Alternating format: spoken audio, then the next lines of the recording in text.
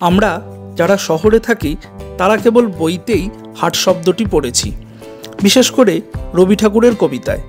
হাট বসেছে শুক্রবারে, বক্সিগঞ্জে পদ্মাপাড়ে, জিনিসপত্র জুটিয়ে এনে গ্রামের মানুষ বেচে কেনে। আজ এসেছি সেই হাট দেখতে।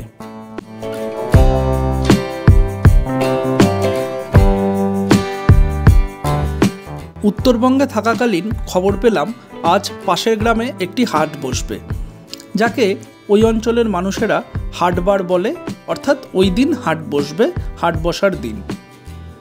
হাটে পৌঁছে মনে হলো রবি ঠাকুরের হাটে এসে আমরা পৌঁছেছি।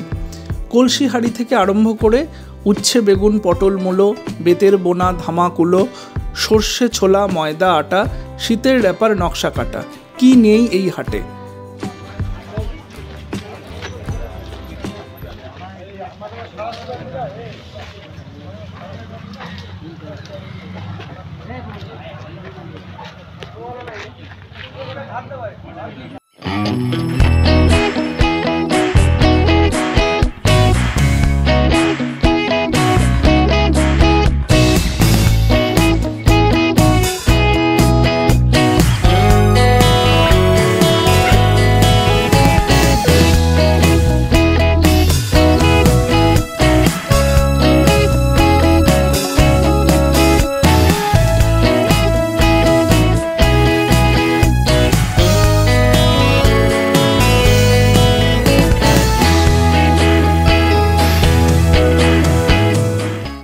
আশপাশের প্রায় সব গ্রামগুলি থেকেই বহু মানুষ কেনাবেচা করতে এসেছে আজ এই হাটে।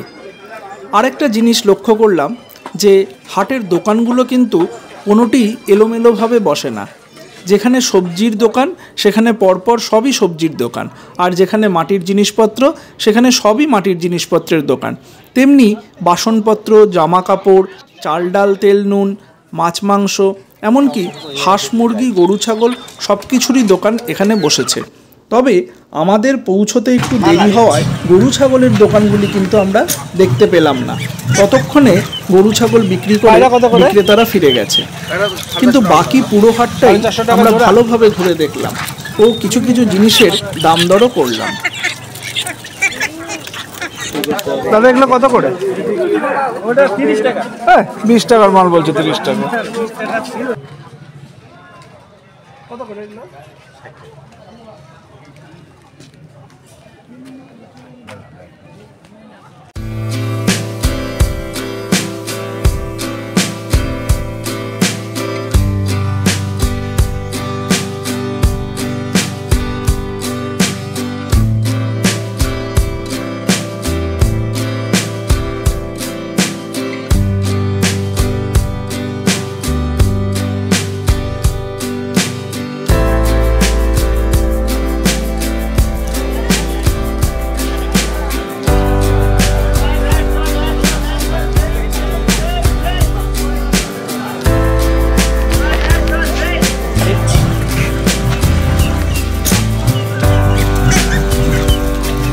পায়রা কত করে? 450 টাকা জোড়া।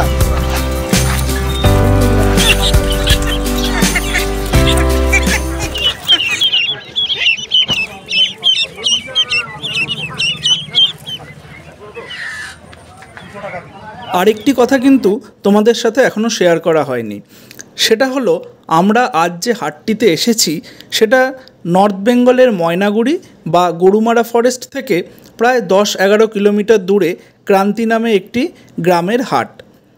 শান্ত নিরিবিলি এই গ্রামটিতে প্রতি মঙ্গলবার এই হাট বসে, তাই এটি মঙ্গলার হাট নামেও পরিচিত।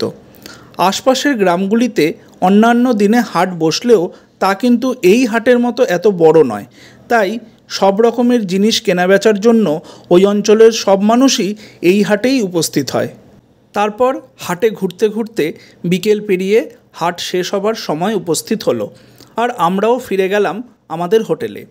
তবে এই অভিজ্ঞতা কিন্তু অসাধারণ, যা হয়তো সারা জীবন আমাদের মনে থেকে যাবে। আশা করি তোমাদেরও এই হাটের ব্লগটি ভালো লাগলো।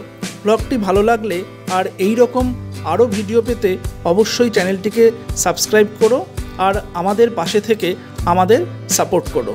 দেখা হচ্ছে পরবর্তী ব্লগে।